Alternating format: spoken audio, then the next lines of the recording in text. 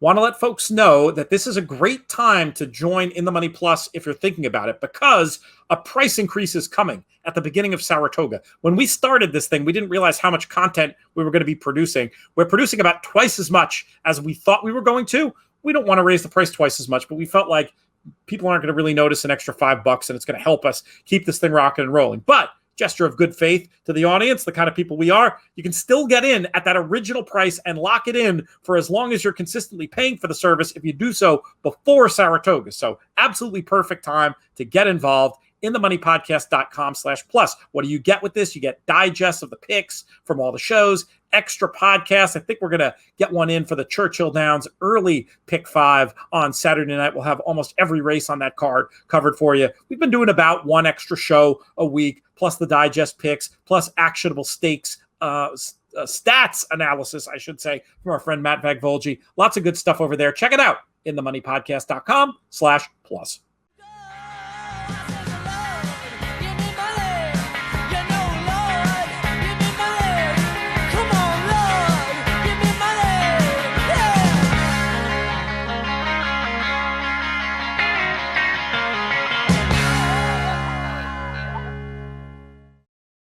Hello and welcome to the In the Money Players Podcast. This is our late week show to be recorded on June 24th, covering the races of June 26th. I'm your host, Peter Thomas Fornatale, with you in the Brooklyn bunker. Once again, very happy to have a show for you with a bunch of parts, and it's only the beginning. We've also got a live stream. You'll have missed the live stream by the time you're listening to this as a podcast, but that will be podcasted too. That's going to be covering the 6 of the stakes at Churchill Downs on Saturday night. Definitely go and check that out. We did that with our friends at Medallion Racing, me, JK, Michelle Yu, Philip Shelton. Should be a ton of fun, but this show's no slouch either. Let me tell you, we got a lot of good stuff. We're going to start off with Brian Nadeau covering the NYRA Pick 6. We've got Frank Mirahmadi and Brian Skirka to talk win early Pick 5 at Monmouth. Klaus Ebner talking about the JRA races. Drew Coatney on the Woodbine Saturday late Pick 4. And CJ Johnsen on the Lone Star Pick 5.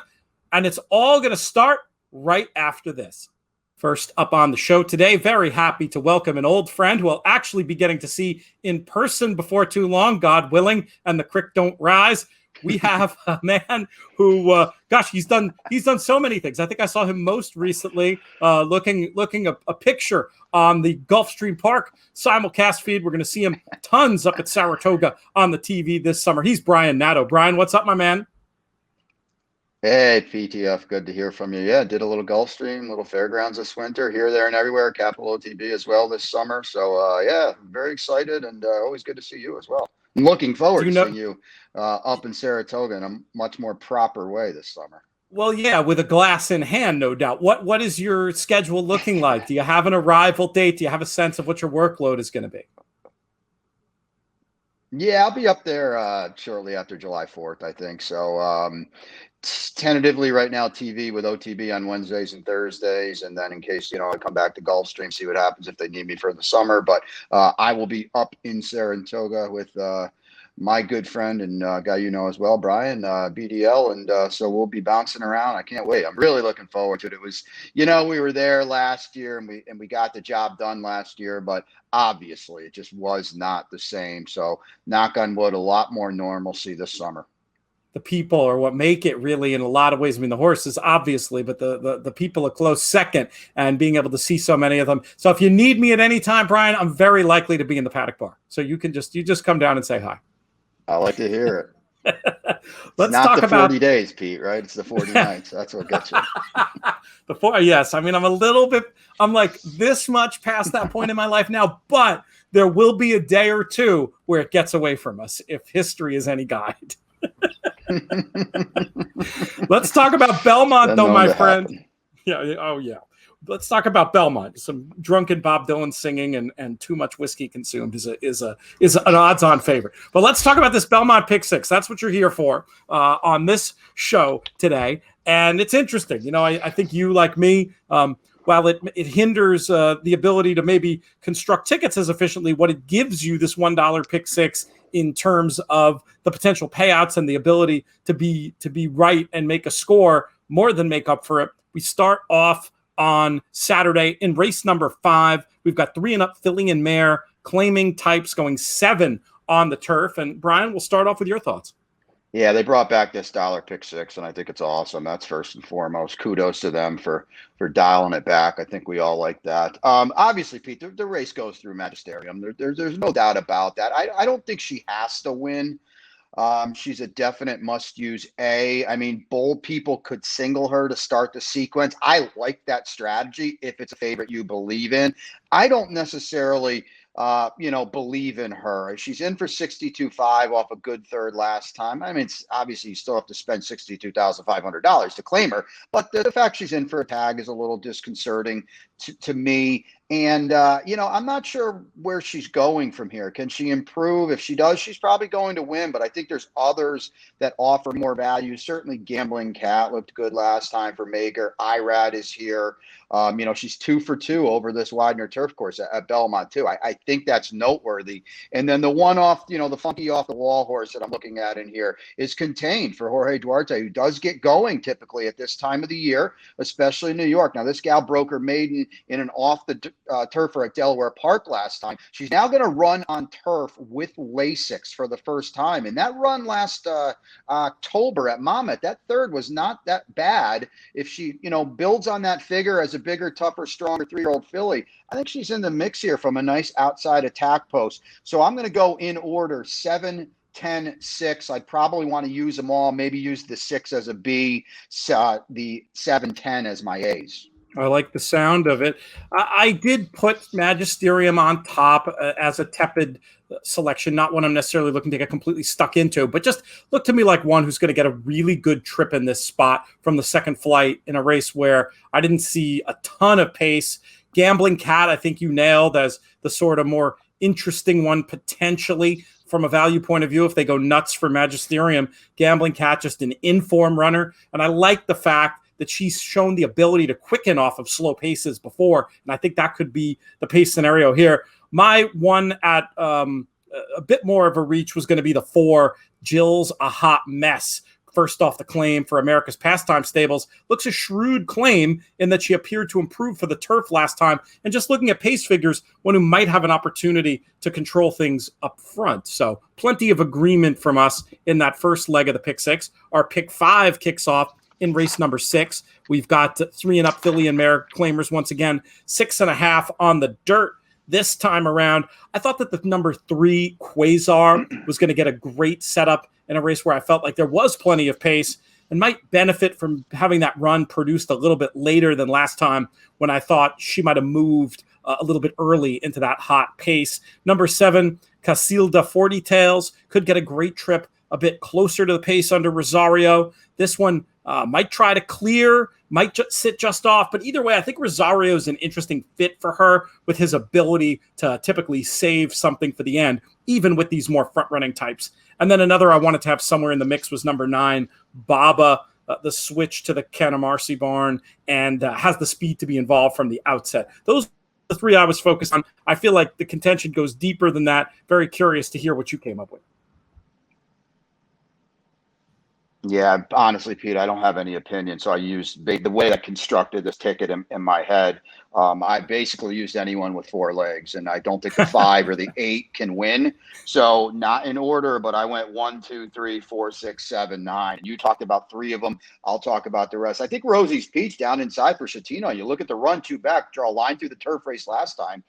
60 buyer, if that's your thing, regardless if you love or hate the buyers or use them or don't use them, they typically steer you somewhat in the right direction of where this group sits. And, she's sitting right there with a 60, gets Lescano. I think that bodes well. Look at East Wing. I mean, let's draw a line through her turf race last time. Let's draw a line through the route 3 back. You focus on the 2 sprints. They fit nicely with this group. You mentioned Quasar. Absolutely. Here's Mayawa for Todd, who I guess is supposed to be favored, but you didn't talk about her. I don't love her. You have to use her defensively, I think. And how about riding on a winner for Noda, who, the barn can't do anything wrong, claims this one for 20 from Morley. She won on debut for Tom. Tom's not a first out guy. Then Noda brings her up to a 50 starter. Okay, that didn't work. Back to scratch here, but she's still in for 30, higher than the claim price. She's going to love the drop in class. So yeah, and you mentioned Baba too. I mean, Canamarcy can't get get arrested right now, but he's 21% off the claim. So, you factor in the 0 for 33 at Belmont, and he's still 21% off the claim. This is a barn that excels in this area. So I want as many as I can, and we'll see in a few minutes why I can use 7 of them here, but it's not a group I trust, Pete. And, this is a type of race that's so beautiful in these sequences because, as you know, you and I put a lot of tickets together in our day. You get a 7-1 in here. That horse could play like 18-1, especially when we're now talking about $1 pick 6. So I want to be there if that should happen. It all makes sense to me. I'm very interested to see the Kitamarsi barn and what happens as we approach Saratoga, presumably with lots of conditions and horses that are going to be fitting. I think that number is going to get turned around potentially sooner rather than later. So many barns. I think our buddy Keith O'Brien might have been the first person to tell me this 20 years ago, maybe longer, that for a lot of these outfits, a win at Saratoga is worth 4 at Belmont. And it'll be interesting to look for some short-term fluctuations of barns that start popping once we head up north.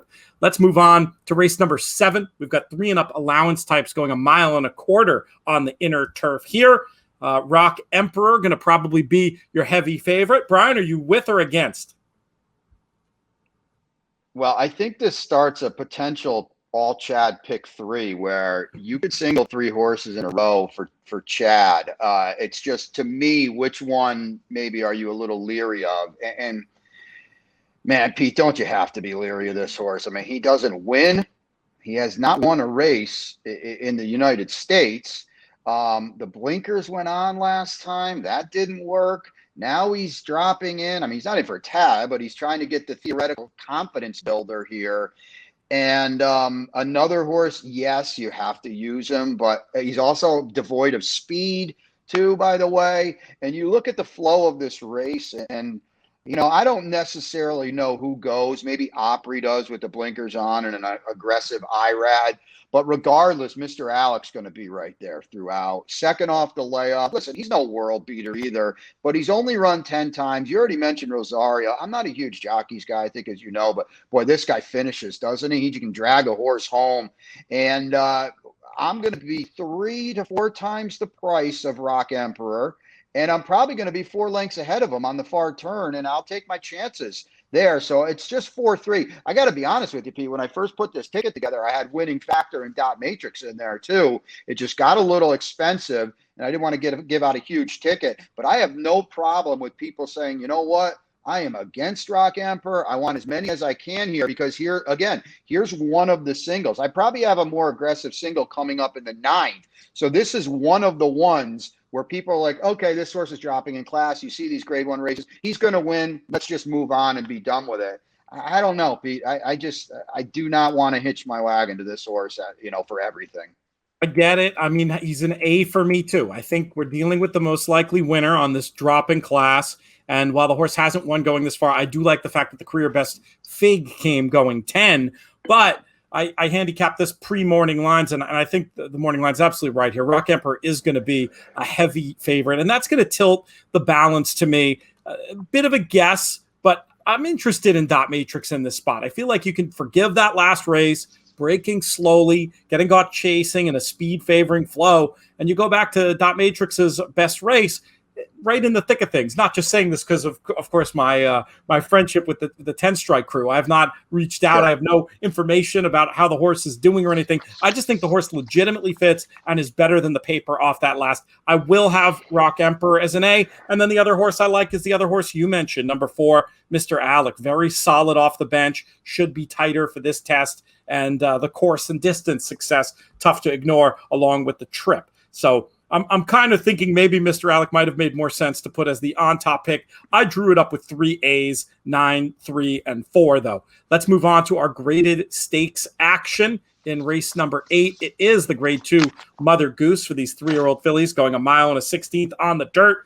And I'm going to put forward number 3, Clairiere, in this spot. This is a runner I've always been a fan of. I thought ran really well in the Oaks, despite not having the easiest run of things in a couple of different ways. The form of the Oaks this year is looking very strong. Clairiere looks to be working well and has always looked like a filly to me that was going to improve throughout the year. It won't be easy. Always Karina has looked very good, and certainly on pace figures looks loose, and the local work tab looks solid. I think she's going to be potentially odds on, evens on the morning line. I think could be even shorter than that. I just think this isn't a class test, and I think Clairiere is the kind who could potentially put her in her place. I also might mess around a little bit more as a backup with the one Miss Mischief right there with the top two on figures, and had a very tough go of things at the Acorn, I thought, not breaking well and running against a pretty good one in search results. Brian, how do you see this one? Yeah, you kind of hinted at it with the pace and the flow here. So I was just singling always Karina. She has that Guarana look, who I think was Three Chimneys as well. And I believe Guarana came into the Acorn off just a debut win at Keeneland, where this gal's got a couple starts now. And, this is still the one turn, 8.5 here. And I think that plays into her too. And, like you said, Pete, I would expect Flavian Pratchett says, listen, put her on the lead and we'll go about our business here. She gets class test. There's no doubt about that. But I'll just kind of chalk out here. And I agree. She could be like 3 to 5 in here, because I kind of wonder if people are getting a little tired of Clairiere and not getting there. And, she's always running on, but not getting there. She got a dream trip in the Rachel Alexander to come up the fence, which just was never going to happen again. She ran okay in the fairgrounds. You got to ask yourself now, is Travel Column a little bit of a fraud too? I mean, she was just dreadful in the Oaks, and she was pretty dreadful in the Acorn last couple weeks ago as well. So now I'm starting to wonder, these fairground scales certainly not what I thought. I don't know. I love Travel Column, and it would have been a free summer in Saratoga if she had won the Kentucky Oaks. So I don't know. And again, a lot like Dr. Alec and Rock Emperor, Clairiere, unless Irad tries to find some newfound tactical speed, which she has never shown in her life, she's in a bad spot to me off the far turn. And I mentioned it. She's never run one turn either, Pete. I wonder if this is going to be pretty darn sharp for her. So, I think she's yeah, and as when you're putting tickets together, I think you would agree. I don't want to speak for you, but this is a race where you have to have an opinion, because if your ticket's $200 and you want to use them both, well, now it's $400, and you lose a lot of equity splitting a pair of 4 to 5 and 8 to 5s, and it really doesn't do you any good. So, this is a lot about ticket construction too. You got to tier your ticket here. If you like Clairiere, maybe you go 70-30. I like always Karina, and I go 80-20 kind of a thing.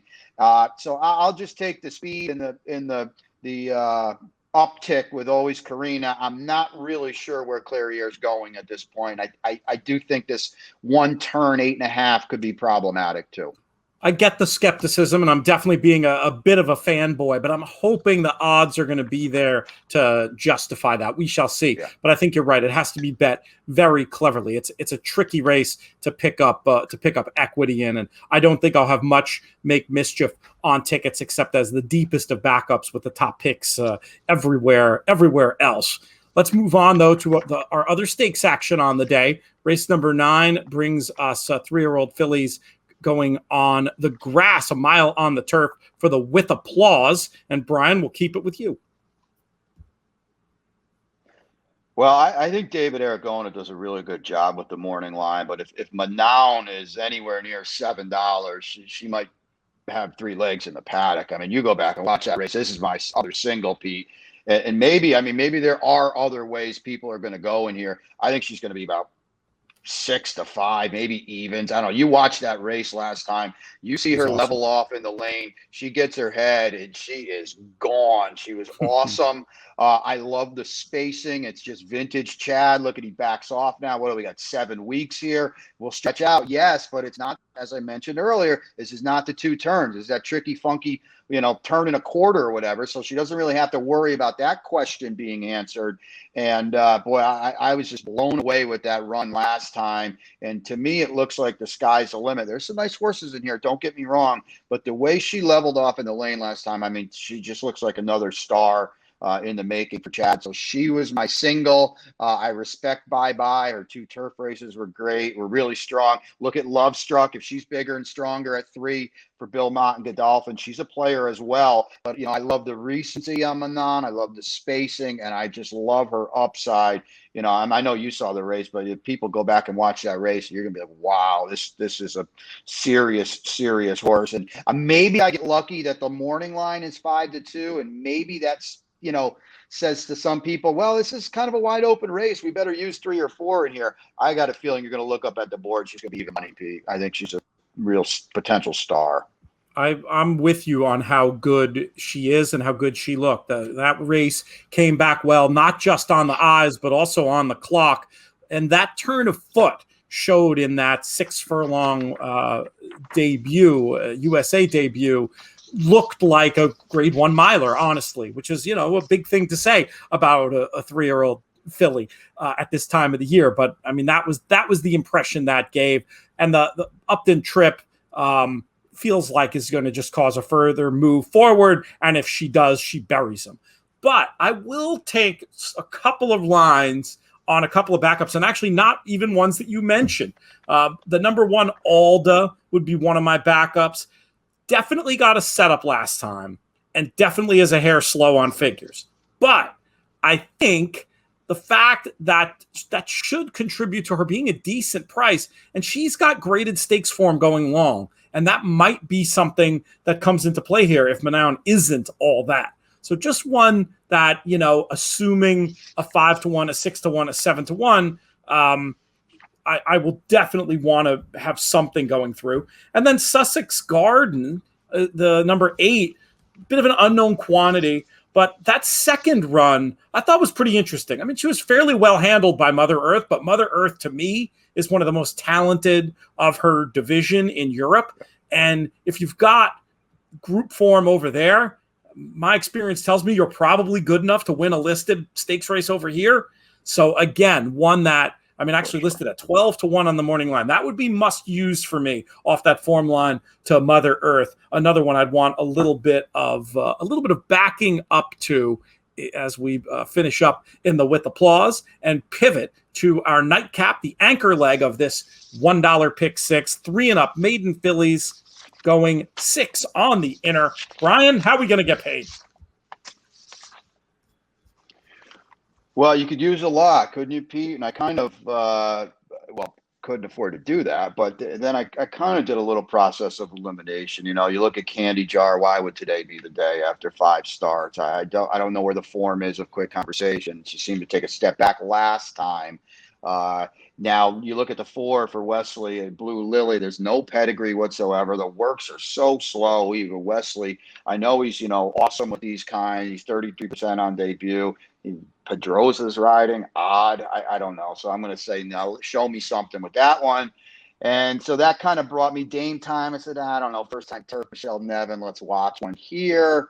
So then I get to the Chads and I get to Gale Horse Win, which is a great name, by the way. Now I'm going to technical order, Pete, 1, 9, 11. I think Gale Horse Win probably is favored. Probably maybe the most likely winner. I just don't like spotting so much ground on this turf course. It's firm, it's hard. That's not a recipe for winning 6 furlong sprints on the Belmont grass. And Gale Horse Win hasn't shown a lot of speed in either race, and they've been going slow in those races too. So that worries me. And then I go back to, the 2 Chads who haven't been out since last year. Milestone Payment, went very, very fast on debut. She tired. Now she comes back with Lasix. I don't like to play jockeys musical chairs, but Irad's the house rider here. I would think maybe Chad said, ride this one. She's better than No Enchanting. That's a very, very admittedly dangerous practice that I never ever do. But here's Irad. I don't know, and she's got speed. And I don't know, Pete. I looked through this field. Yeah, there's some maybe pressers. But, boy, Irad's going. We're picking up Lasix, too. It's fresh speed. You look at the tab. It was at Monmouth. I don't really understand that. I don't know about that. I'd like to ask Chad that, to be honest with you. But here she is on an IRAD's on a fast horse. So here's hoping she breaks and forgets to stop. No Enchanting is not going to let her get too far away. She adds Lasix as well. Debut was really good. The second start was very slow, albeit still a second. Obviously where these gals been, but this doesn't bother. It's almost a plus with Chad, isn't it? When he does this. So those are my two, and then I will use Gale Horse Wind as well.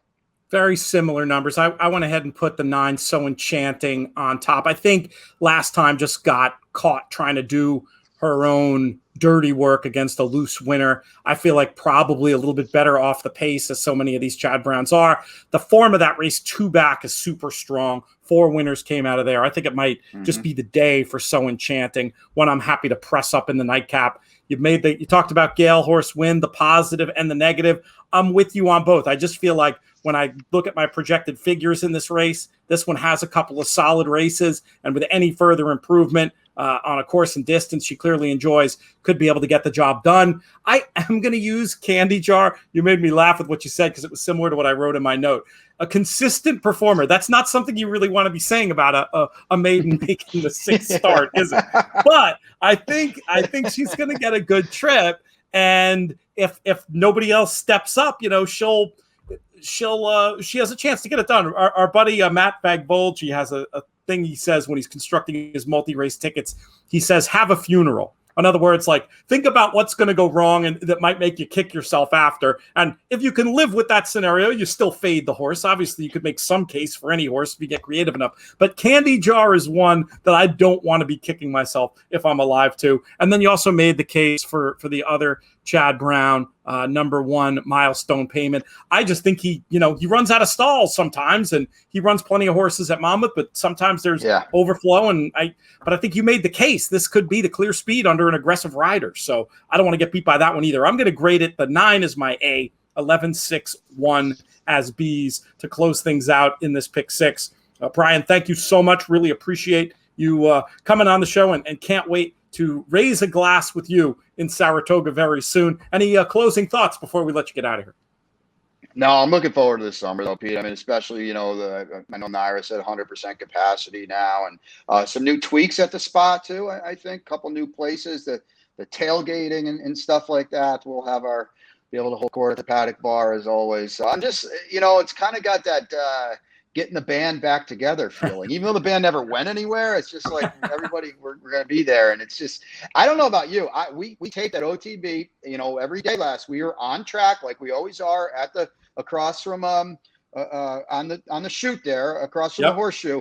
I did not go to the track one time last year. I could have. I had the access, the availability. I just didn't go. It just didn't do it for me. It's not the same. It's not to see an empty place. It's not the same. No, it's not. So Dangles is very glad I didn't go. I know that. But yes, you had your little tape. Every time I walked by that joint, I saw you in there.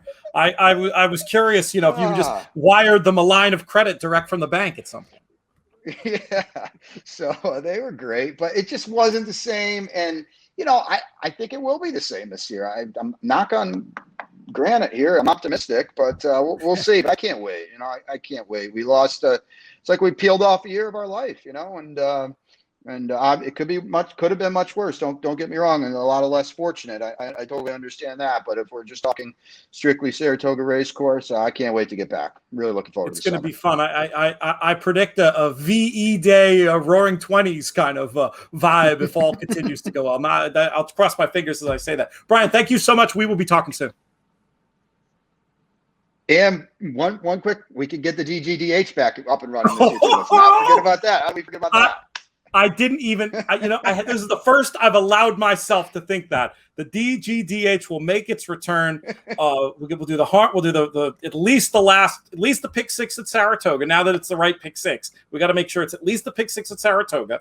We'll go over to Pinnell's. We'll stuff our faces there, and then the harness track for as long as we can last. Let's offline. We won't do the production meeting in the middle of the show here. Offline, I'll contact you. We'll pick a date and we'll start looking for a crew of likely degenerates to join us.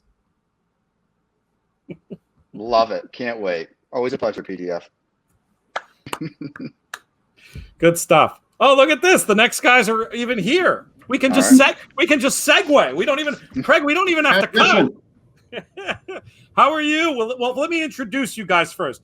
First up, we'll introduce the guest who's been on more recently from Monmouth Park. Has been so fantastic host the last couple of weekends when I've had the pleasure of taking the boat ride down the C Street Ferry from Manhattan and enjoyed a couple of amazing, super fun Saturdays in a row. He is Brian Skirka. Brian, how are things?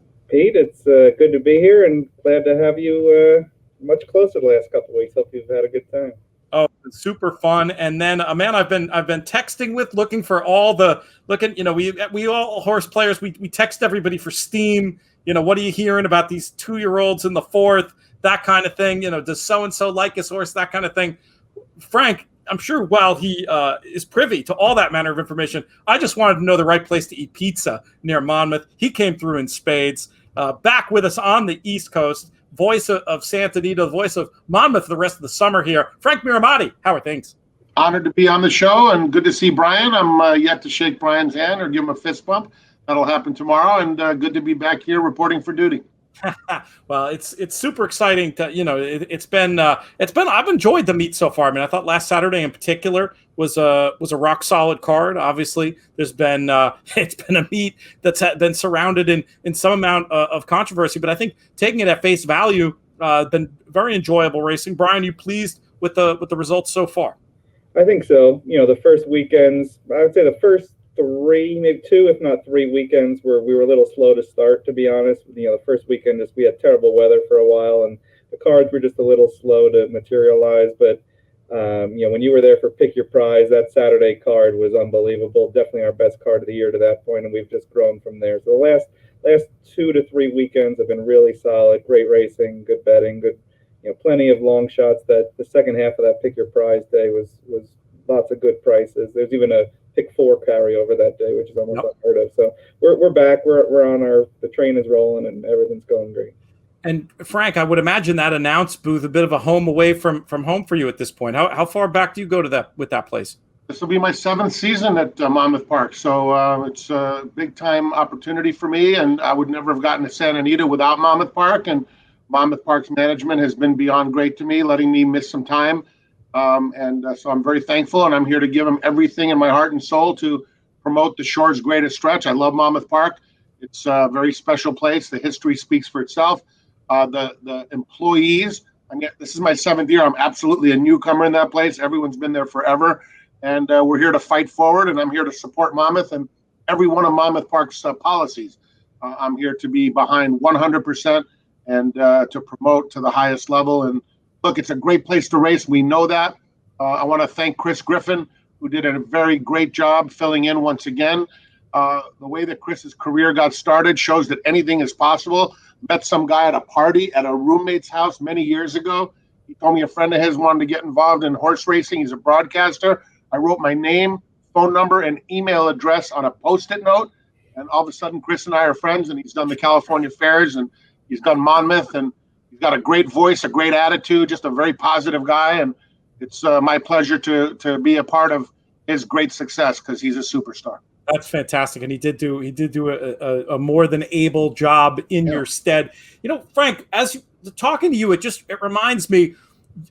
You remind me a lot more of my English race caller friends in that you're a jack of all trades. I mean, lots of announcers do a fantastic job on TV, but I mean, to me, you seem like equally at home covering the races in a marketing role and behind the mic. It reminds me, over there, because it's a few meets here, a few days here, a few days there. There isn't like your job can't just be race caller of one place. Have you aware of that dynamic? Do you follow or know anybody over there in the English race calling world? I think you guys would have a lot to talk about. I met Mark Johnsen when I took a trip over to Ireland, and we went over to Newmarket, and he couldn't be more of a gentleman. I was so happy to meet him. Just a class act all the way around. Those guys are hard workers, and they're used to dealing with a lot bigger fields than I am. That's for sure. And but I have a lot of respect for him and what those guys do. And look, for me to be a track announcer, this was the last thing I ever thought was going to happen. I loved track announcers as a kid, but really, I mean, I was a salesman, and I continue to do sponsorship sales and things of that nature. And I spent 9 years working on TVG, which was very good for me and for my career. Certainly very thankful for those moments. And so I just try to do the best I can to promote the game and, keep it simple. My race calling style is very simple, but I believe that we have a job, and it's important for people in my role to be ambassadors for the sport, to, welcome new fans and to talk to them. And look, I'm a fan myself. So the fact I get the privilege of going upstairs, I remember that every time I start my days, and I just try to promote the game at every level. And, what I told someone recently, we were talking about race calling in general. The job of the race caller is to celebrate the successes. And therefore, it's always fun. If you're really unbiased and you could just watch the race unfold and describe it to the best of your ability, you're on the winning team every race. And so that's the key. You got to call it like it is. You can't have biases. If your favorite jockey is about to clip heels, you have to mention it. You just got to do what's fair and be an accurate reporter. And that's what I take pride in. I will. The one exception for me of what you're saying is the notable disappointment from Trevor Denman in the famous Zenyatta blame call. It was so subtle, but it told the story of the moment. And I was absolutely okay with that. I know you're the world's biggest Trevor Denman fan, so I'm sure you're best of all time. It's an easy team to get involved in. And when I say that, there are people that will start arguing with their favorites. You're entitled to your opinion, but when it comes to describing the race as it develops, no one has ever warmed him up, and that's what I rate him as. Because other guys have come with fancier calls and maybe a different voice you like better. But to me, it's no debate, and I'll take that debate anyway. And the whole Zenyatta topic, there's no question. He admitted that was one of maybe 2 calls in his career where he was literally rooting her home. I mean, this was a horse that was an incredible athlete. And look, there's always the East-West. It's interesting because we're on the East Coast now, but there's always the East-West battles. And I would like to refer to Easy Goer. Easy Goer was a giant, gorgeous, beautiful, talented horse. By the way, I was lucky. Some friends of mine got married the day of that Kentucky Derby between Sunday Silence and Easy Goer. I was going all in. Every penny was going to go on Easy Goer, just for the record. So I'm not trying. But in the end, the final score with Sunday Silence is 3-1. Even if you laid a race and a half, you covered. So, I mean, I don't want to hear it. You could say this happened, that happened. Here's what happened. Easy Goer belted him in a home game. It happens in the playoffs. So if it was a 7-game series, it would be 4-1, the one blowout at home, and then see you later.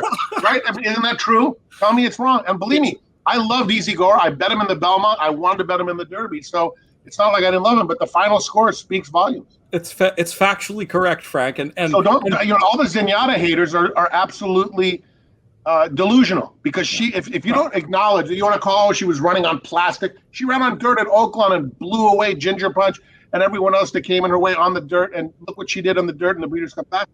So if the haters had their moment for Blame to hold on, interestingly, I had Blame in the future book. How crazy was that? To win the Breeders' Cup Classic, I was on the TVG set with Greg Wolf and Ken Rudolph when we threw it to that race.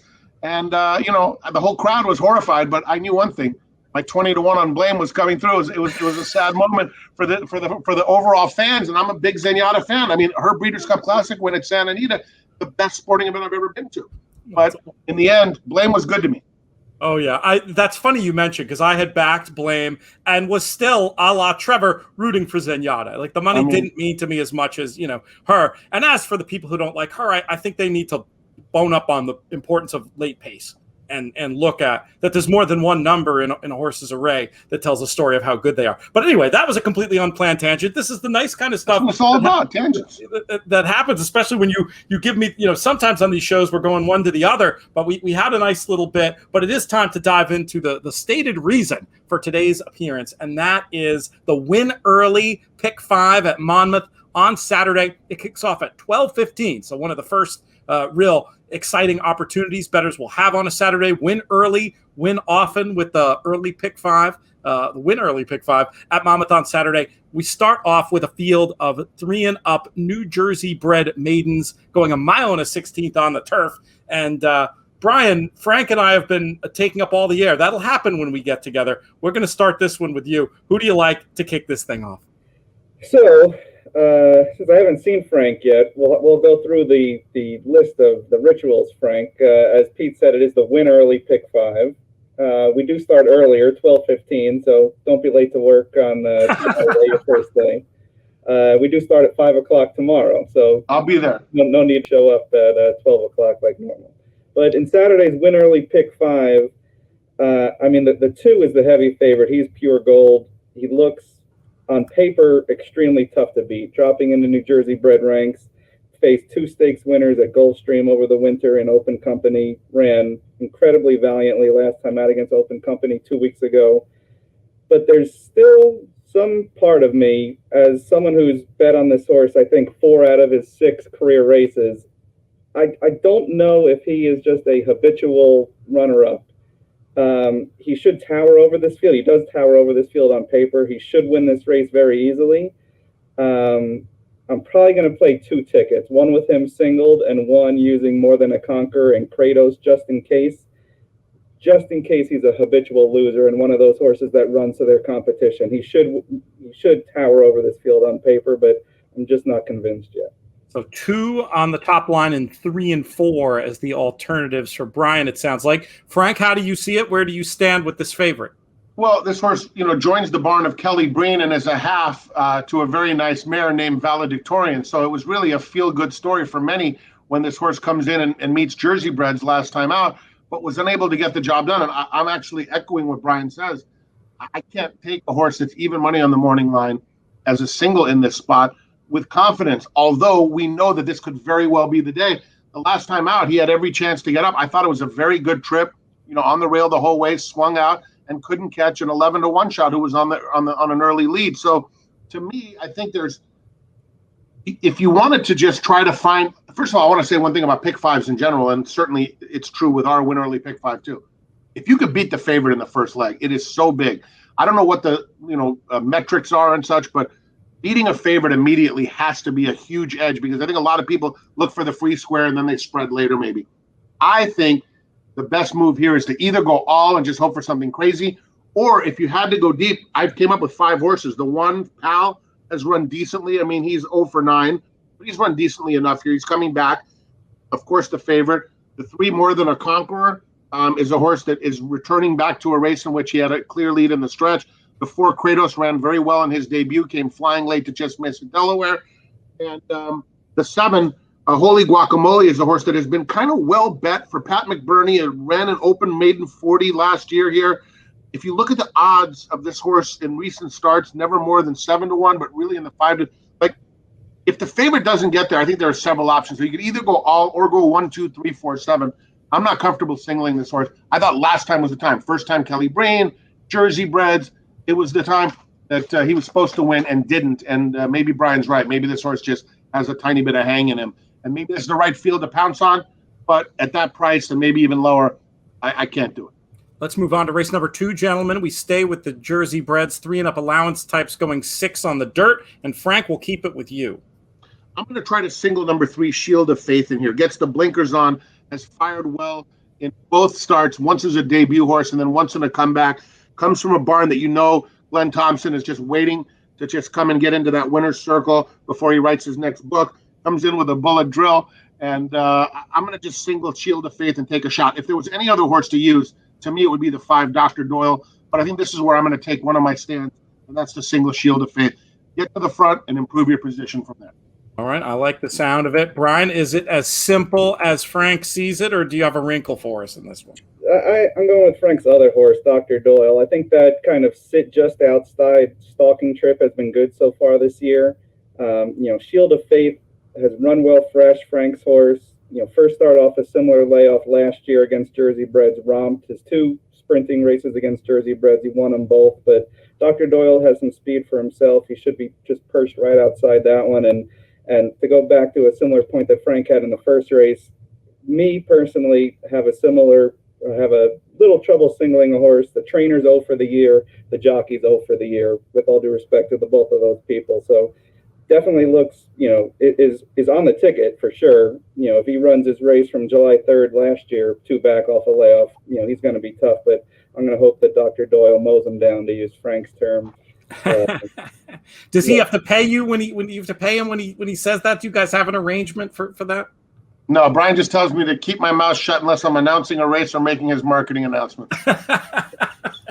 Let's talk about the hinge of this win early pick 5. It's race number 3. We've got 3 and up maiden claimers at the $16,000 level, going a mile and a 16th on the turf. Brian, what's your approach here?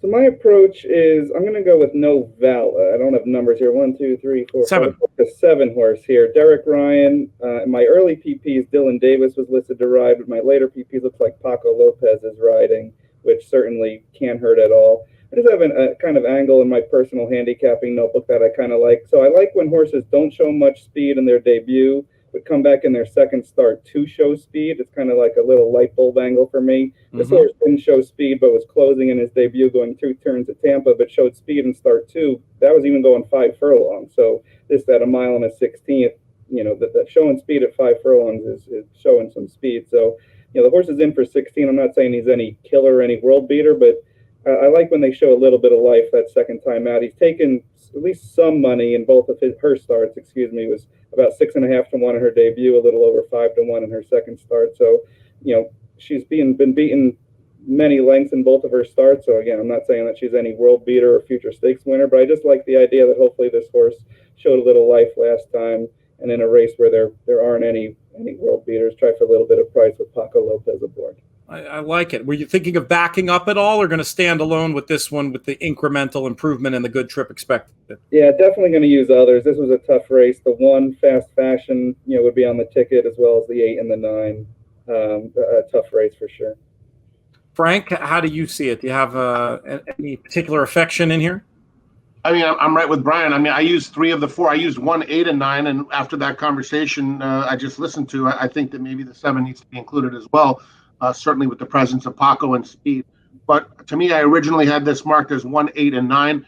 The 9, Estilo Elegante, comes out of a race at Tampa Bay Downs where the third place finisher came back and won for the same $16,000 tag at Tampa. The 6th place finisher went to Arlington Park and blitzed a maiden 12-5 field by 8 lengths.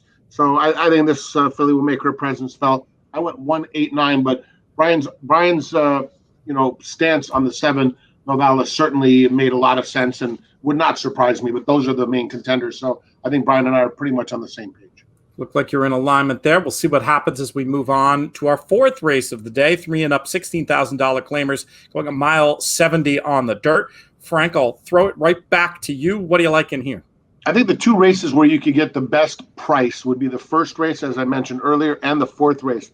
I'm not a big fan of the all ticket just in general, because you got to be able to find someone who shouldn't be able to win. But it's a real sick feeling when you have all but 1 or all but 2 and the other one comes rolling home. I've experienced that on more than one occasion, and it's really not fun. So I would think this is a race to either buy, or if you just narrowed it down, the 4, 5, and 6 were the 3 that caught my eye the most. The 4, Bryce, is the morning line favorite for Jose Delgado. I think that's a pretty aggressively low morning line of 3 to 2 for a horse that comes out of a not so strong claiming level. I mean, that was a 8,000 non-winner of 4 lifetime. These other horses are coming out of stronger races theoretically, and so therefore I'm very leery of singling that horse.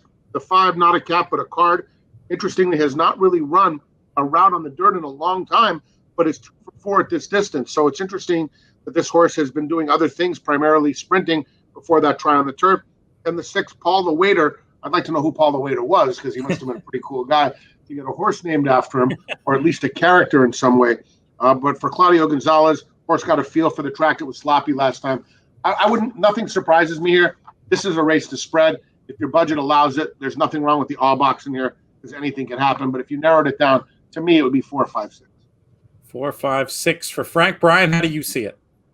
So I wish there was a way for me to bring my own graphics to this show, because I'm kind of my first thing is a speed handicapper. I kind of look at the running styles of each of the horses and see if I think this is a closer's race or a speed horse's race. And I was going to bring my own graphics of like sirens of like speed dual race. To me, the 1 and the 4, Team Effort and Bryce, could get hooked up early and just run off and set this up for a closer. So I might even single the 5, not a cat but a card here. I made the same note that Frank did about hasn't gone 2 turns on the dirt in a long time, but 2 for 4 lifetime at this distance. Jose Ferrer's been on fire the last few weeks. Should have a closing running style. And I think there's a chance that, as I mentioned, the 1 and the 4 really take it to each other early and set this up from a horse coming from off of it, and hopefully not a cat but a card is that horse. Playing it for the old meltdown. I like it. If you do, you want to throw in a backup, or do you want to just leave it stone cold? There's nothing wrong with that. Yeah, I mean, I think I'm going to single, especially on the ticket that I used the 3 horses in the first leg. I mean, maybe the outside horse, Terry's Charm, as a closer coming in from Parks and theoretically dropping in class as 3 lifetime Monmouth wins. But, Bryce is going to be a short favorite, and it's, tough not to use a Jose Delgado horse. But I just see this race as a potential speed duel, and we're going to use only the closers. Yeah, I mean, it makes sense. That's a angle Steve Chris talks about. When you think it's going to be a meltdown, box the closers. That can be a very profitable angle. Let's move on to race number 5. We end up with not graded, but stakes action. $75,000 in the pot for these 3-year-old fillies going 1 mile and a 16th on the turf. Brian, how are we going to get paid? Yeah, I couldn't really make an argument other than the 5 seasons. I mean, I feel like in every one of her races, the pedigree comes up. Tap It, Winter Memories, you can't get much better than that. She's run incredibly well on all 3 of her career starts, winning her debut at Saratoga at 4-5, then finishing 3rd in the Natalma Grade 1, taking a few months off, coming back and just mixing, coming from the clouds last time at Pimlico to just miss by a neck after a stumble at the start. She gets Paco Lopez, Jimmy Toner, ships her in. He doesn't run many horses here at Monmouth, but he's very high percentage. I just think this horse is super tough, unless, maybe the Chad horse, first time from Europe, can run a little bit. I would stand with Seasons and take my chances. I'm a huge fan of Seasons in general, and I would think should have the form to beat the Chad runner coming from the provinces, though, of course, you underestimate him at your own risk. Frank, how do you see it? Big fan of Seasons. I'm a pedigree man. Winter Memories and Memories of Silver. That entire operation of Jimmy Toner has just produced nothing but greatness. The one thing, when she broke her maiden, it was a race where there was a horse that I think propped or went through the rail. There was something weird happened in that race, and I remember thinking to myself, her win might be overrated. She could be vulnerable in the future because she had everything perfect for her. Then she came back and ran a good 3rd in the Natalma. But that race last time out at Pimlico on the Hilltop, the winner of that race, Alda, had a perfect trip, which is never a surprise when John Velasquez is involved. I mean, he couldn't have put her in a better spot. Seasons ran so unbelievably well. She went right to her face, Brian mentioned. I don't see them beating Seasons. I mean, this is, to me, a stone-cold signal. All right. Great stuff, guys. Thank you so much. Really appreciate your time. Going to look forward to hopefully seeing you before too long, if I can figure out a pre-Saratoga day to come take the boat down again. Oh, but Frank, I can't. I got to hold your feet to the fire. Yes. I feel like every time I talk to you, your favorite pizza place in the environs around Monmouth is. I mean, I think you just have so many of them that you mentioned a different one. But if I hold your feet to the fire for a top pick, what would it be? If it's in the entire area, I mean, I have friends that are closer, and I don't want to disappoint anybody, but Federici's is the best pizza in the area. It's I just tweeted about it. It's a final score. It's over for everyone else. Now, it doesn't mean I won't be at Rockefeller's regularly, and make sure you go to the one on Prospect Avenue. Dave Portnoy just did a great review for Nunzio's. Rizzo's in Ocean Township is also very good. Grana Cafe up a little bit north of us is not bad. It used to be another place, but they changed names. But we have no lack of great pizza in the area. The Sicilian pizza at Rockefeller's is tremendous, and as is the regular. And the owner, Rico, is a one-of-a-time classic. Go to Rockefeller's on Prospect, and you'll enjoy that too. Fantastic. I ask you for a winner, you give me a superfecta, but that's allowed around here. Hey, you got to do it. I'll give you the super high five. I'll give you the whole chart if you need it. Great stuff. Well, thank you very much, Frank and Brian. We will be getting together again real soon. Have a great weekend down at beautiful Monmouth Park. Thank you, Pete. Last call, everybody, for our survey. And remember, we're going to be picking one person to win a $500 free bet this summer. Entries are being accepted until I think it's 7 o'clock Eastern Friday night. So act fast. InTheMoneyPodcast.com/survey. This is your chance to help shape the content over here at In the Money Media and to win the $500. inthemoneypodcast.com/survey. Next up on the show, we have a man who's I've had the pleasure of having on these airwaves a whole bunch over the course of the last couple of months, talking about the JRA races, and he's been doing some fine work over at inthemoneypodcast.com. His day job, if you will, up with our friends at Woodbine, who we're so happy to have back. He is Klaus Ebner. Klaus, how are you, my friend? Good, Pete. How are you?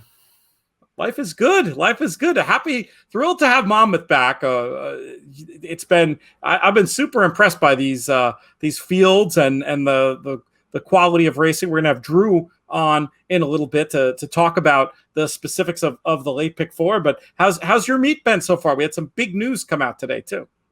Yeah, so far so good, and yeah, really good news for the fans today. That's we are planning on having them back on track, both at Woodbine and at Mohawk. So. Yeah, it's slowly but surely getting to somewhat normalcy, if you want to call it that. So, yeah. We'll take what we can get at this point, really hoping for some good news about being able to make the journey up. I'm feeling decently good about September, but I'm holding out hope that I can make it to the Queen's Plate too. We will see. We will see what happens in the next weeks and months. You don't look overly optimistic. I'm reading your face there. No. Again, I think we're gonna wait and see what happens. One step at a time. We've kind of all gone through this before in terms of the whole sort of up and downs about lockdown and getting out of lockdown. So one step at a time, and certainly things are looking on the up in terms of the COVID rates and how things are going. And certainly want to have the fans back first, and then from there we'll get the border open, and then all of our partners and buddies from the U.S. can come up and have some Tim Hortons and some roast beef. I like it a whole lot. Some pea meal bacon, right? Pea meal bacon is not. Oh God, I love that stuff. Canadian bacon, eh? Good stuff. But you're not here to talk about Woodbine. I just took us on the tangent. You're here to talk about the JRA races. Let's start with a little bit of an update about where we are in the JRA calendar for American fans who are paying attention for the first time and might not have the whole thing memorized. Sure. So this is coming up this weekend is the kind of the big feature of the spring-summer calendar, and that's the Takarazuka Kinen. It's a 1 3/8 race, and it's very interesting. So unlike races in North America around the world where, owners and trainers will enter their horses and, they are, for the most part at the whim of their race secretary to kind of choose.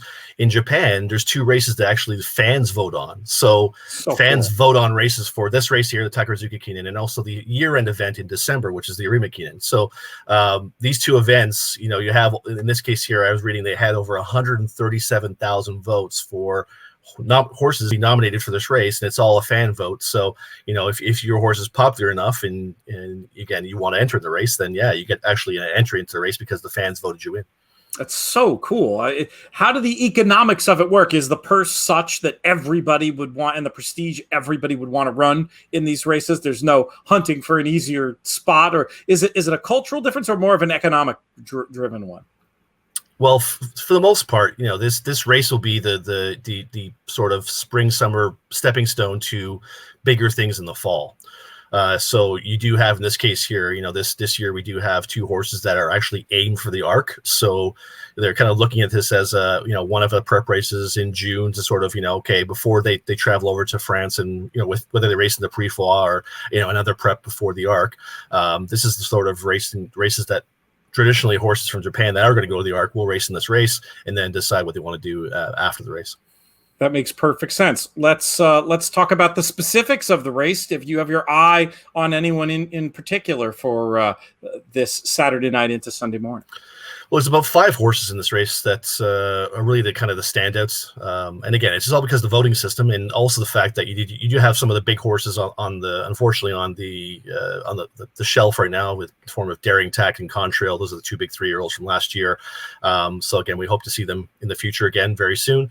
But really, the 2 horses in here that are really the standouts to me are Le Papel, who was the winner of the Osaka High, the 1.25 mile race that we had earlier on in April, and then the horse who finished second in the Dubai Shima. The the race in Dubai. I can't think of her now. I apologize, Pete. But she finished second to Mishrif in that race, and she comes out off of a good effort there. Shima Classic, I believe it was, again, she Chronogenesis is the horse, and she really is a standout horse. She's one of the best horses in Japan, I feel. And unlike most of the other horses in Japan, she's bred by Bago who won the Arc himself, and she actually can handle the soft turf. So I think that she has a lot going for her. Obviously, the class is there. The quality of competition she's facing has always been thereabouts in Japan. And, this race here, I think, is more of a stepping stone for the Arc than it is actually the race itself. That's interesting. We talked a bit about the calendar before. So how does it unfold from here to the end of the year? So what we have here is we have this as the kind of the big grade 1 before we go into the summer. So the summer usually is because it's so hot in Japan. Most of their summer races are raced up north in Hokkaido. So they're going to have sort of their grade 2, grade 3 events racing up north for the most part. And then they'll sort of have their racing geared towards the big races then for, the end of September, early October is when things start ramping up again. And then you have the fall into winter season where, you have your big events kind of leading up to the Japan Cup, Mile Championship, Queen Elizabeth, and then also the closing off of the 3-year-old classic races. Gotcha. And so when will we be back weekly covering? The first week of October is actually when we're back. Okay, so that's the first week back. We'll have the Sprinter Stakes that day, and again we'll pretty much go almost straight through until Christmas time, because there actually is a race on Christmas Day this year. So if you're not full with turkey and you want to get going, then you have a race to bet. So there we go. I know our audience, and that will be an appealing idea. So we'll definitely have some special coverage of that one. For folks looking to follow what's going on up north, what do you recommend? What's the best way to, if not watch the races, at least keep abreast of what's happening in the Japan racing season? Yeah, so the best thing right now is just there's a couple sites. So you can go to japanracing.jp. They'll have the replays and all the results from all of the weekend's races, and you can go in there and easily select the 3 tracks that are usually running. Sometimes there's 2, mostly it's 3 in terms of weekend tracks, and then they'll have also replays on the site from all the grade 2s and grade 3s that are running while we're not obviously showing the races because we only have access to grade 1s. Makes sense. And you've got an open invitation, of course. Any updates you want to give throughout the season about anything happening over there? You've been doing a fantastic job over at inthemoneypodcast.com, previewing and reviewing, sharing the PPs. We did the little PP demo the other week. What are your content plans for the website for this weekend? Yeah, so we're going to, like usual, Pete, have our selections on there. We actually may also do a bit of a preview for the race itself, myself and Robert Reed. So that's kind of the plan right now as well. So we'll kind of see how that goes and see what kind of feedback we get on that, and certainly open to feedback from all the people watching the video to kind of give us their thoughts, and if that's something they actually want to see moving forward, outside of the preview we do, if they wanted to actually have a more meatier, in-depth preview, we're looking at doing that for this week as well. So going to have our selections, and then Alan from the Thoroughbred Daily News will also provide his breeding insights. So should have a lot of content for everyone to see. Alan's been doing an excellent job, and just so people understand, we don't have PPs at this point, so it's more like the high-level overview, let people know what's going on, a couple of horses of interest to bet or at least to follow, and then on the day, all manner of excellent content coming over. If you're going to be staying up late and playing, you'd be nuts not to check out what Klaus and the team have cooking over there at inthemoneypodcast.com. Klaus, thank you very much for your time today. We're going to get you back on soon. Thanks very much, Pete. Take care.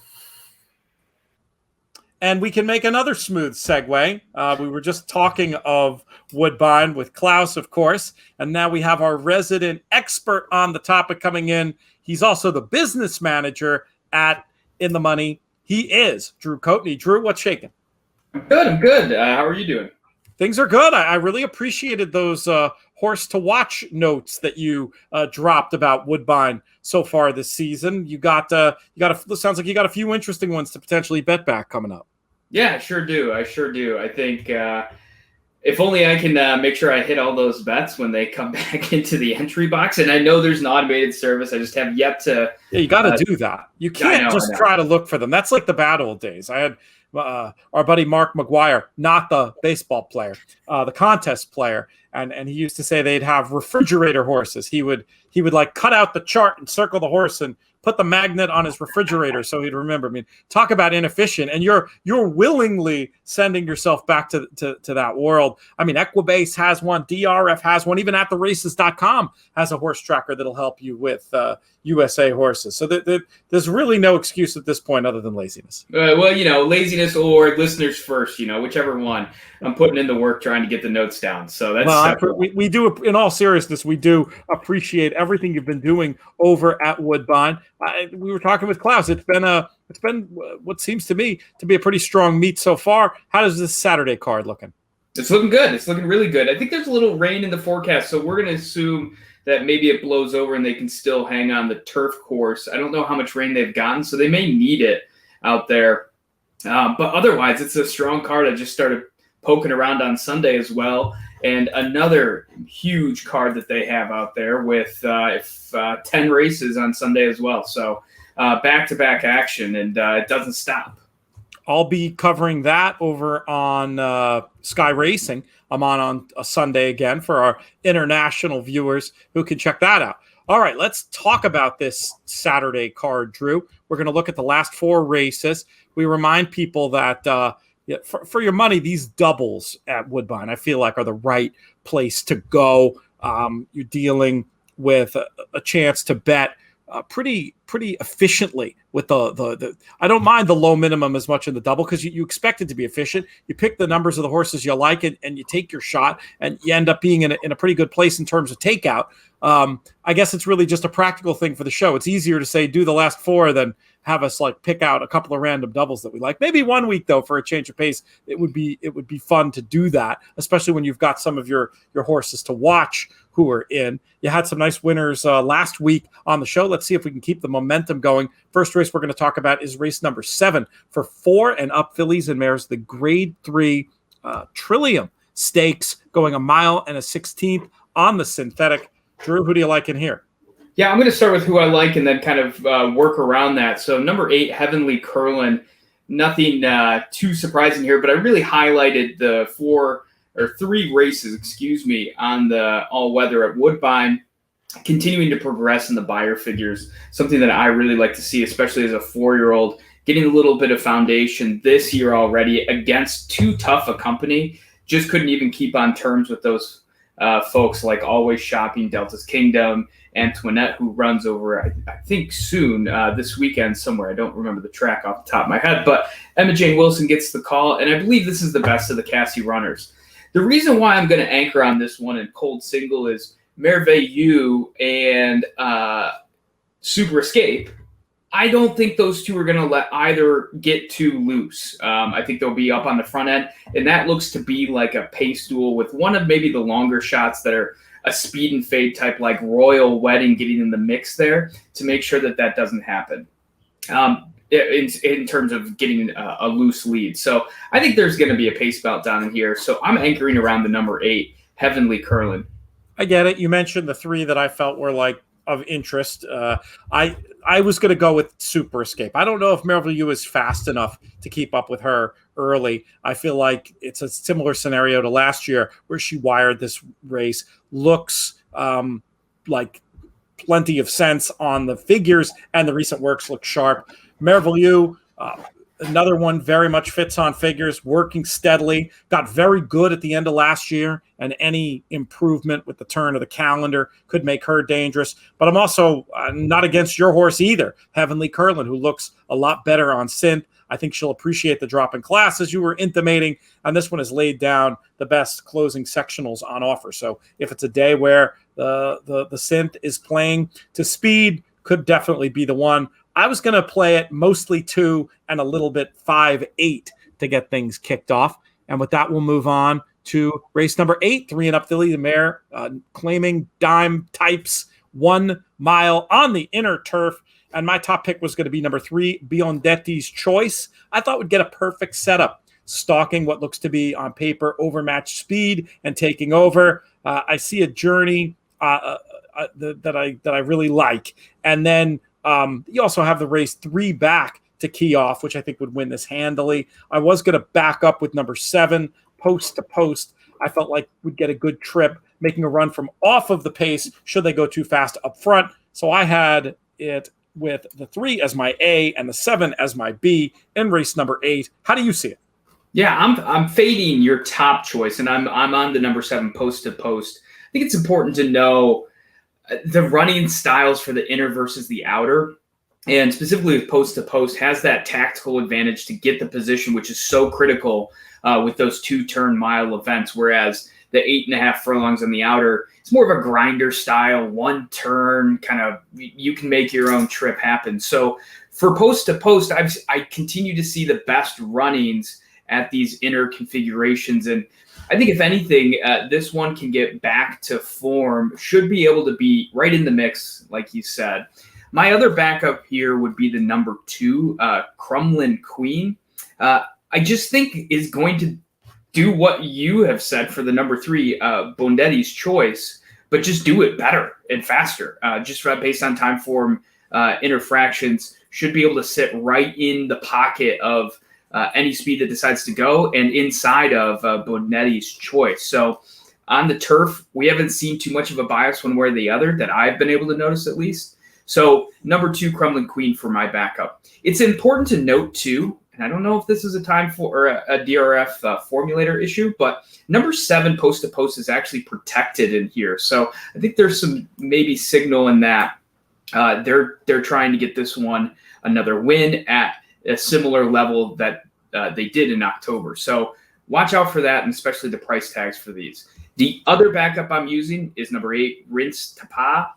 Whenever I try and kind of bet against this horse in latter years, obviously not in 2002 or 2019, but this one is going to have the best closer in here. In case things heat up, this one will be cut rolling late for him. So just a little bit of a save around that number 8, Rince Tapa. So recap your numbers: 7 on the A line, 2-8 on the B line. You got it. All right, good stuff. Let's move on to race number 9, 3 and up filly and mare starter allowance types, going 6 on the synthetic, and we'll let you kick this one off, Drew.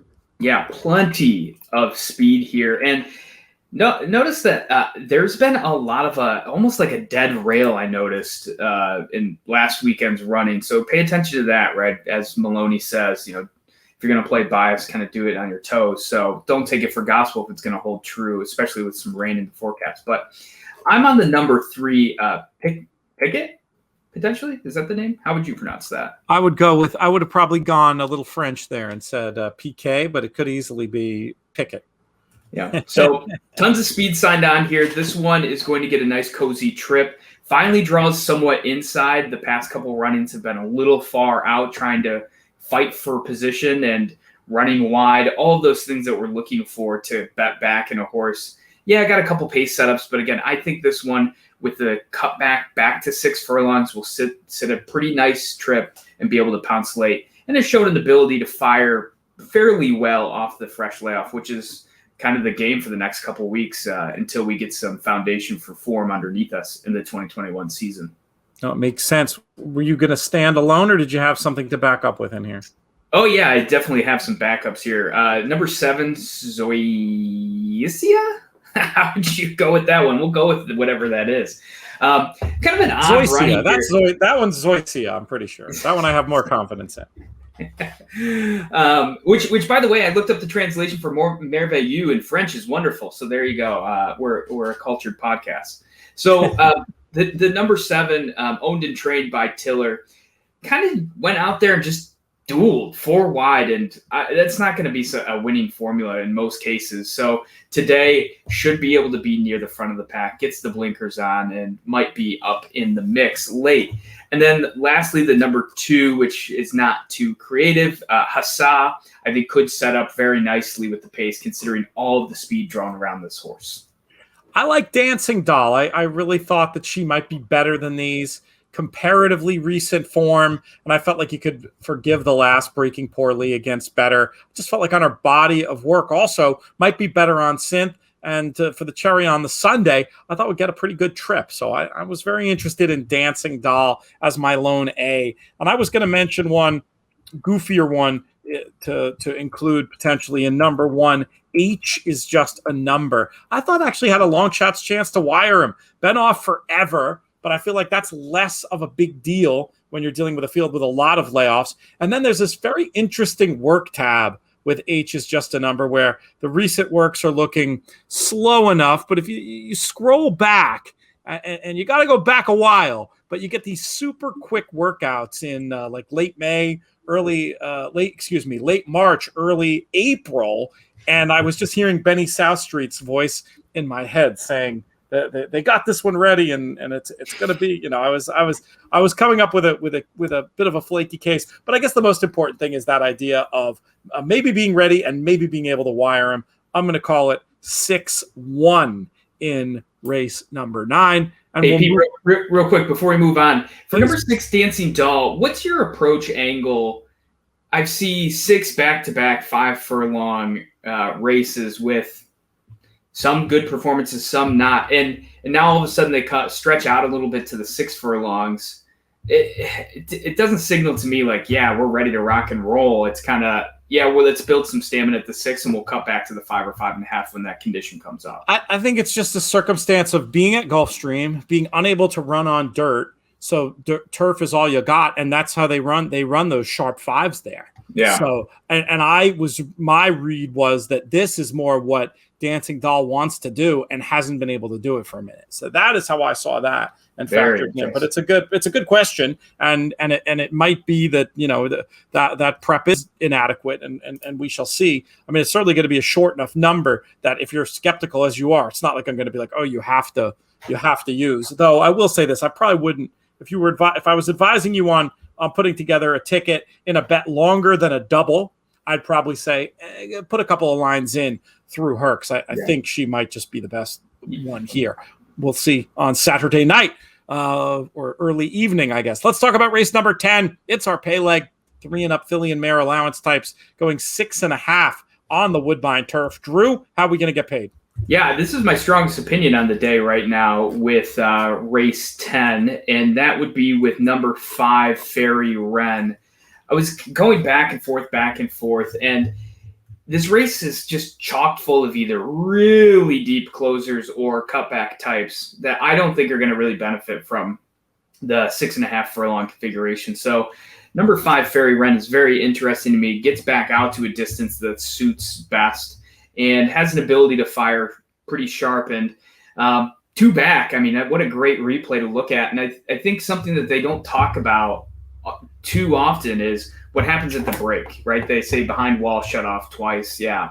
But really was trying to battle for position and lost all position earlier. And you see those blue coated fractions on that September 26th running, meaning, look, he gave up position when no one was really running. And now he's at a huge disadvantage when the running really does begin.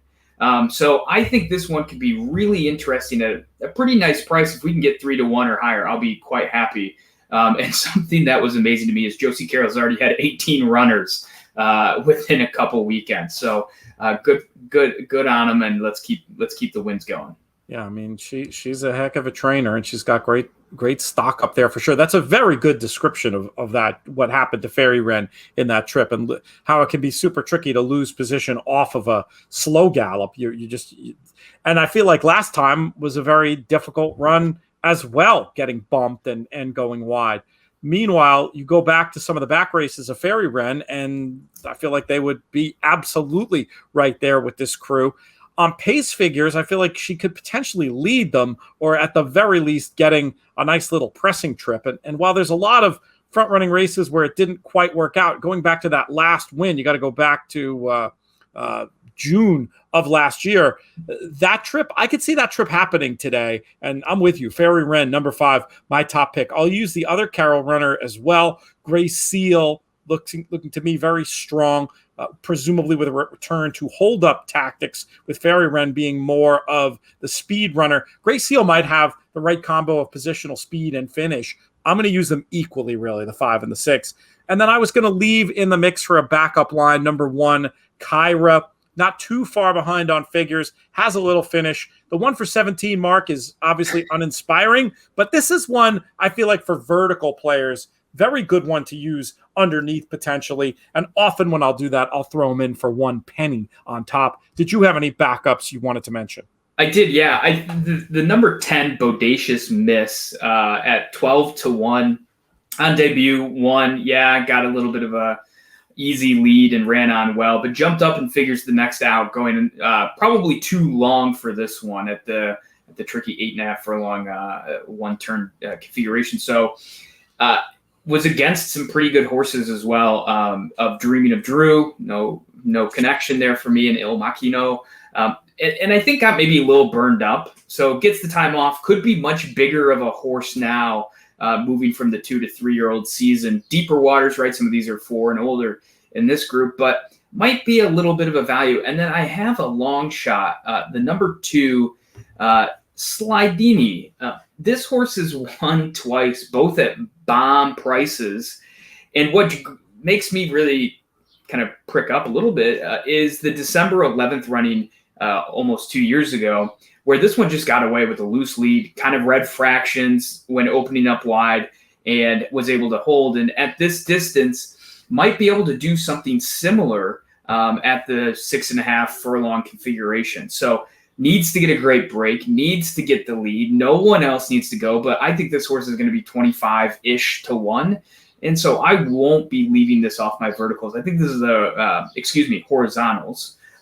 I will not be using on verticals because I think this is a horse that is either a win or run out type. Nothing in between, really. Either this one's going to get loose potentially, or is going to be completely out of it when they turn for home. I've learned better than to question anybody putting up 20-1 shots ever. There's no equity in this life knocking 20-1 shots, but I'll just say it this way. It wouldn't be the first 20-1 shot you've made a case for that I thought was impossible that's run really well. So take that for what it's worth. Well, and we're seeing too many times, even last week, I mean, in the horses to watch, we wrote a couple times where people were sleeping at the switch. I don't think their clock is quite right yet. And so, I mean, if I'm the jockey on this one, let me pull up who's actually riding. Munoz. Yeah, I'm not too familiar with this rider, but I think you only have one way to go with it. And maybe you catch everyone else sleeping at the switch thinking, oh, yeah, this 21 shot's going to get out there and we'll rein this one back in. And who knows? Maybe the speed's still holding well out there on the turf course, and this one can just get away with something at a bomb price. We shall see. We shall see. Drew, always a pleasure to have you in this role on air, and we wish you a fantastic weekend. Where will you be watching Woodbine from?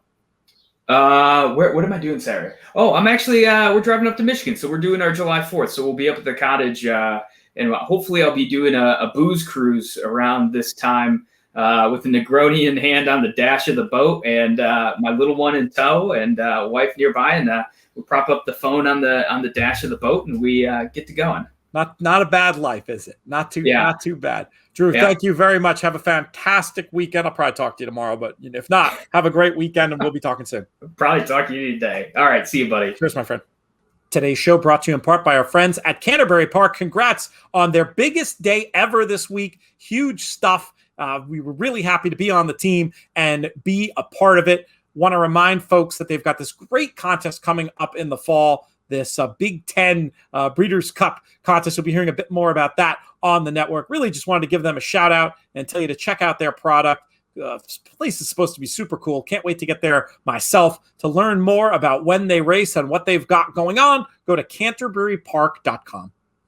All right, you've already heard his voice. You know this guy from a lot of different places. You've probably seen his name on contest leaderboards. You've seen his name as a racehorse owner. You've heard him on our airwaves. He's done a lot of stuff. He's CJ Johnsen. What's up, buddy? How are you doing, Pete? Thanks for having me. Excellent. Getting excited here. We got another good, rock-solid Lone Star card coming up this weekend. You are here to talk about the Saturday portion. You said you got some stakes races on Sunday. We'll cover them elsewhere on the network with Nick Tamro.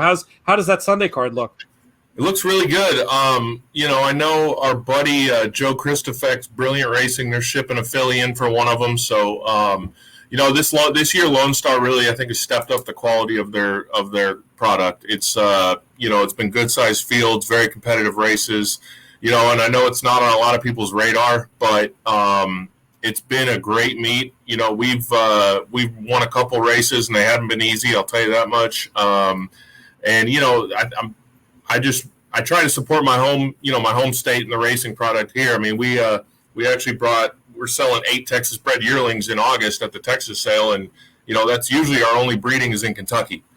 So we're really trying to help the quality out here, and I think it's getting back on the rise to those kind of mid-90s, mid-2000s days when there was a lot of really good racing out here. So we're getting back up there. No, it's great to hear. Any news from the stable right now? What are you excited about? Well, I got one going in the next at Churchill that I'm pretty pumped about. Actually, they're about to run the second. We're in the third. His name's Tolferis. He's a European horse by Zoffany that we bought, and he's had 3 races here in the States and been close in all 3, and so I'm hoping he breaks through here in the next at Churchill. And then, we're kind of slowing down right now a little bit. I know we've got another Euro that we've been trying to get in at Woodbine, but her race didn't go. And then, let's see, I think, on Sunday we've got one in a claimer at Lone Star. But, like I said, we've started some of the bigger horses that we buy. If they don't work out on the big circuits, we'll bring them here to Texas. And because, these purses are great. You see, in this pick 5, these allowance races are $40,000. That's not bad at all, No. So we try and support them and make some money down here too. No, yeah, that's no joke. There's no doubt about it. How about that impressive maiden winner you had up here in New York with Ward? Miss Alacrity. She's right now she is on track to hit the Stillwater Stakes at Saratoga. Oh, fantastic! And and actually I should say we have a little colt down here that I bought to Pinhook, and when he RNA'd, we kept him. Well, he broke his maiden at Sam Houston, going 5 on the grass really impressively in a maiden special, and then he just won an allowance at Lone Star a few weeks ago, and so we've been trying to find a race for him for 3-year-olds only, because he did it impressively beating older horses, and right now we're looking at the quick call opening day at Saratoga. Oh, fantastic! So, we'd love to see that. I know I just saw Golden Pal's headed there, so that's obviously not going to be easy, but we think he deserves a shot, man. And there's a big hole. There's not many 3-year-old only races right now. And, we think he can be competitive against 3-year-olds going short on the grass. And so, hey, there's no shame in losing a Golden Pal. So we figured we'd take a shot and ship him up there for that. So do you project to get up to Saratoga at all? I do. For those races, presumably? Yeah, So we also bought some yearlings last year with Jimmy Bond, and he's got 2 New York breds for us. Nice. One of which right now we think could be very nice, and so I'm going to definitely try and make it up for the debut. For her debut, I also want to come for Miss Alacrity's race. I'm going to try and get there opening day. It's gonna be kind of wild, but we'll see. Well, we'll get a chance to raise a glass and see you in person. But you're here today. Absolutely. We appreciate the CJ Thoroughbreds update thoroughly, but we're here today to talk about this Saturday pick 5 at Lone Star Park. It kicks off in race number 6, 5:55 Eastern for 2-year-old Texas-bred maidens going 5 furlongs on the dirt. How do you want to get this thing kicked off, my friend? Single to 2 and walk away. I know he's the chalk, but Austin's been doing very well with his babies this year. He's got a very good crop of 2-year-olds. I think that horse had a terrible trip last time out. You ask me, you single him and walk away. I get it. My top pick, total layover on Figs, and that was a tough trip. Got caught chasing a loose winner, and here's the thing. The horse was bet to even money, so presumably has more speed than that. Yeah, you got to figure going to break better, going to move up and be just fine. I will mention maybe on one line the 4 Lynx Boy as a danger. Sure. A little tiny bit bet at 6-1 on debut. Had some trouble as well. The Fish trainees often improve second out.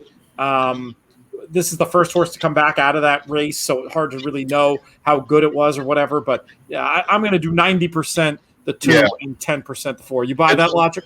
Yeah, and I'll just say one more thing about the 7. They were very high on this horse going into that stakes race. He just didn't, broke a little bad. And if you're going to play, some tries and stuff like that, I'd definitely include him underneath. And who knows, he could improve second start. But yeah, I think obviously the 2's the one to beat there.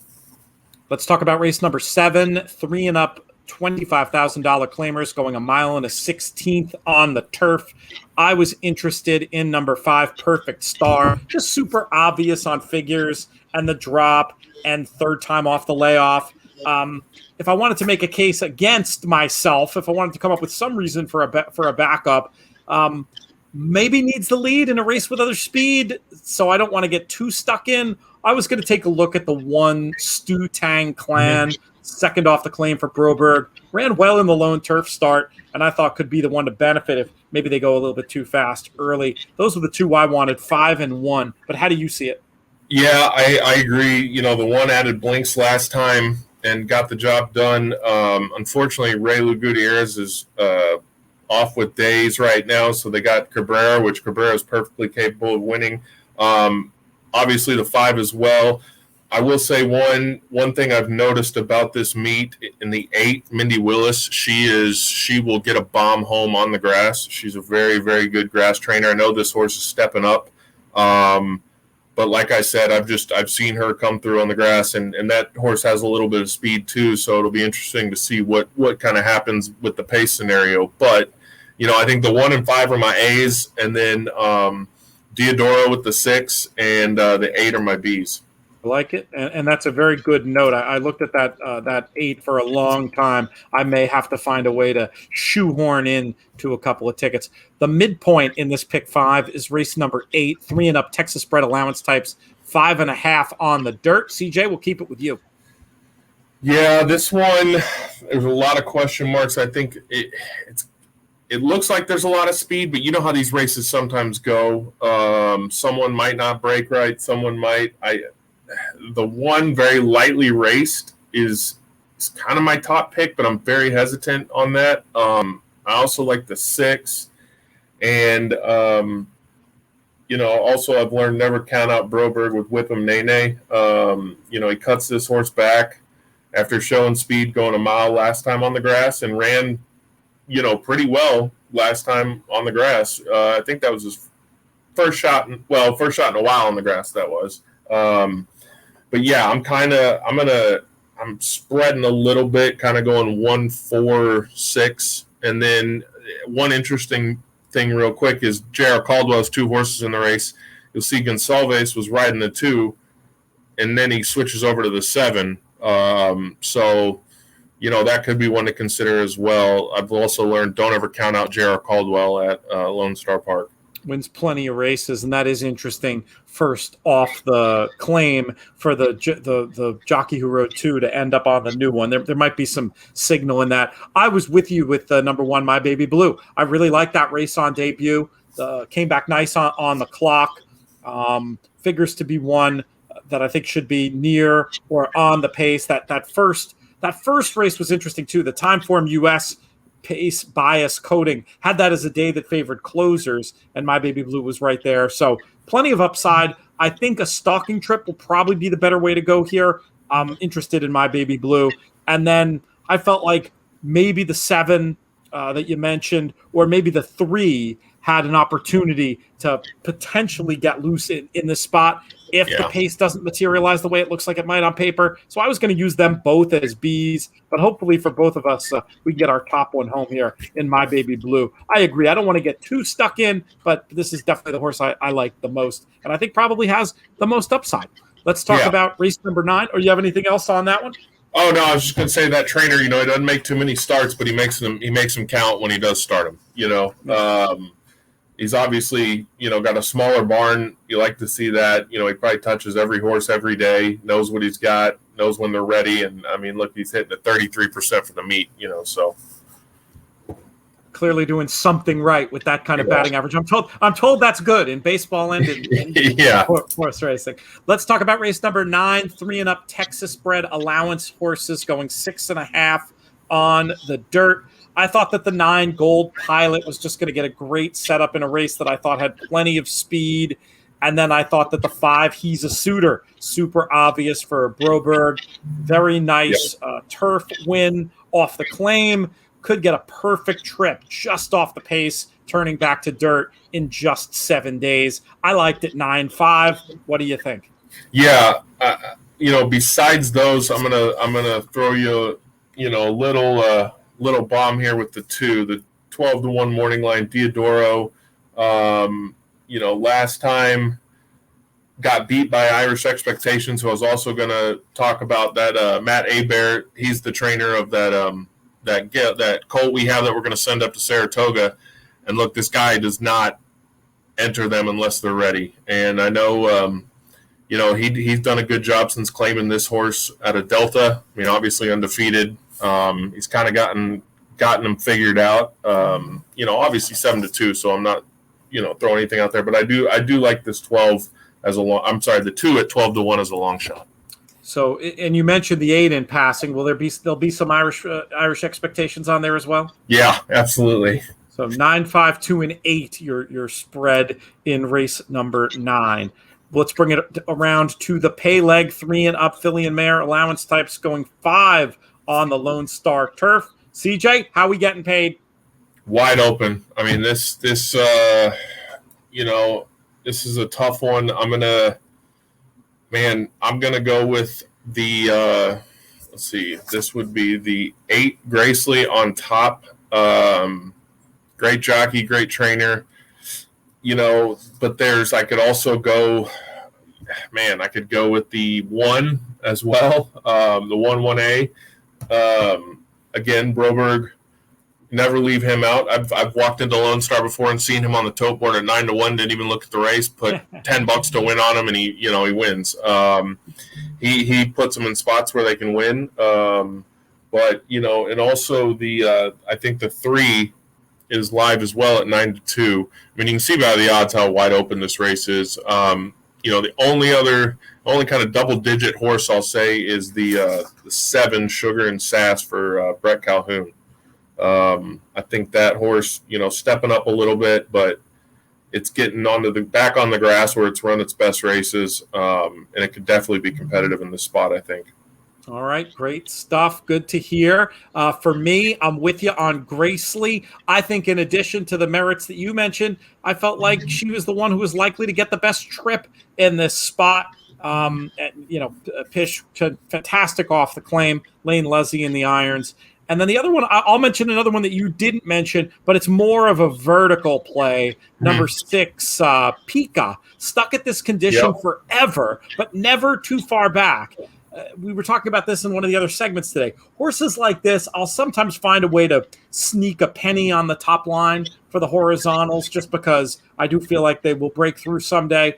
The real utility of a runner like Pika to me, though, is second, third, and fourth with your other contenders. This horse runs her eyeballs out every race. I mean, you can see beating a length and a quarter, 2 1/4 length and she's always there, and it just seems like the trip just doesn't completely work out for her to get there. She's talented enough to win. If she trips out, she absolutely could win. Yeah, that's exactly what I was thinking. So I wanted to give a little bit of a shout there. CJ, thank you so much. Really appreciate your time today. And look forward to having you back on soon and seeing you in Saratoga. Hopefully we'll see you in a month.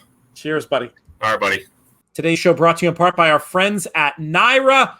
We love this $1 pick 6. You're about to hear a whole segment about how much we love it. And we want you to check out everything they got going on over at their website, NYRA.com. Tickets on sale now for Saratoga. You can find all the details over there. And you can watch every day, America's Day at the Races. They've got the schedule on there to tell you the exact hours and when they're on the different channels, but it's a whole lot of content. You can see our guy JK right on there as well. To learn a lot more, go to NYRA.com. That's going to do it. Want to thank our guests one more time. We had Brian Nadeau, Frank Mirahmadi, Brian Skirka, Klaus Ebner, Drew Coatney, and CJ Johnsen. Thanks also, as ever, to producer Craig, DJ Unstable himself, Craig Gorbanoff, pushing all the right buttons. We'll thank our founding partners, 10 Strike Racing, always fun to root for the purple and black, and of course, Thoroughbred Retirement Foundation. Got a great series of shows about Quick Call coming up. We're doing in partnership with our buddy Bill Duncliffe over at the Can Do podcast. You can look for those. You can also still get your whiskey. And if you act really fast, Going to be shipping out a batch on Saturday. Won't be a few weeks before we do another one. So if you've been looking to buy your In the Money whiskey, 4-year-old rye aged in 4-year-old apple brandy barrels, now's the time. trfinc.org/players. Thanks, though, most of all, to all of you, the listeners, the viewers, for making these shows so much fun to do. Check out our YouTube channel. Subscribe over at iTunes. We sincerely appreciate it, and we appreciate you. That's going to do it. This show's been a production of In the Money Media.